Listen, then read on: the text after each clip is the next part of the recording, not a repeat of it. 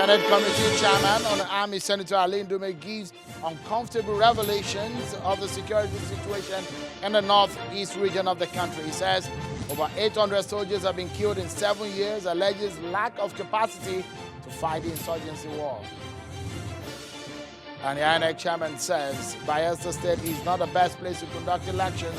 Worries over the conduct of politicians and issues of violence in the area ahead of next month's governorship election.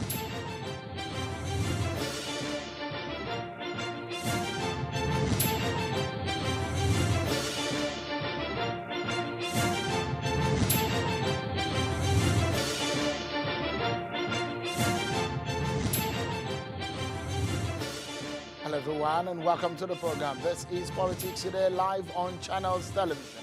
I'm Sean Okimbale. Tonight we shall be discussing issues of security, and it's something of national importance and something that everyone needs to pay attention to, especially some of the revelations coming from the National Assembly today.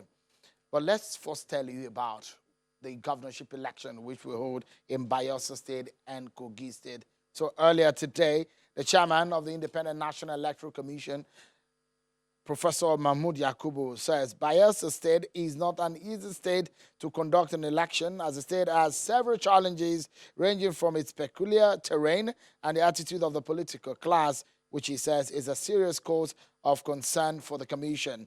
The INEC board today in the stakeholders meeting with traditional rulers in Yenagoa assured the royal fathers that he is in the state to put finishing touches to all arrangements to ensure Bayelsans experience a free and credible elections.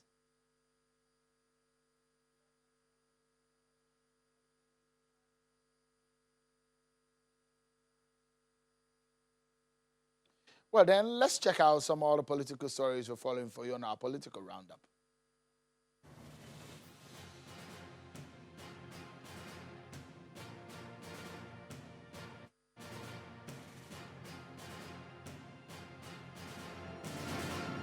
Members of the Nigerian Labour Congress and the Trade Union Congress have appealed to the Lagos State Governor to implement the 30,000 naira minimum wage as soon as possible.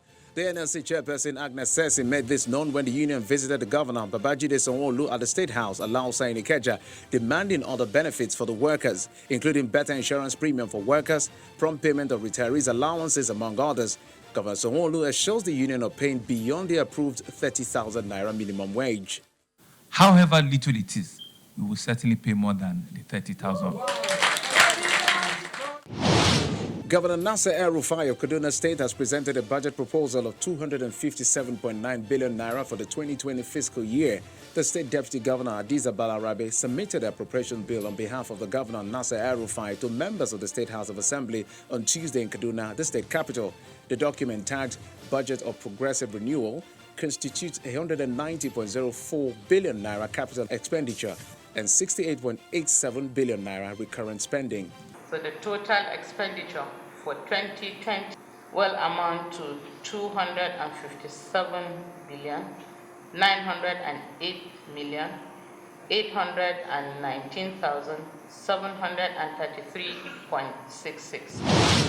The Minister of Agriculture and Rural Development, Alhaji Mohammed Nanono, is insisting that there is no hunger in Nigeria. Addressing journalists on the occasion of the World Food Day in Abuja, Alhaji Nanono said he is always amused when he hears people complaining of hunger in Nigeria.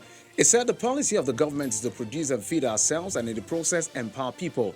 He's predicted that Nigerian farmers will witness bumper harvest this year, regardless of the flood that ravaged some states. People, when they talk about hunger in this country, I just laugh because they don't know hunger. Governor Omaro Fintiri of Adamawa State has assured the people of the state that secondary education will be the minimum standard for every child in the state. Fintiri gave the assurance during a grand rally organized by the People's Democratic Party following the Election Tribunal judgment, which affirmed this election by the people. We are much more prepared to make our people proud.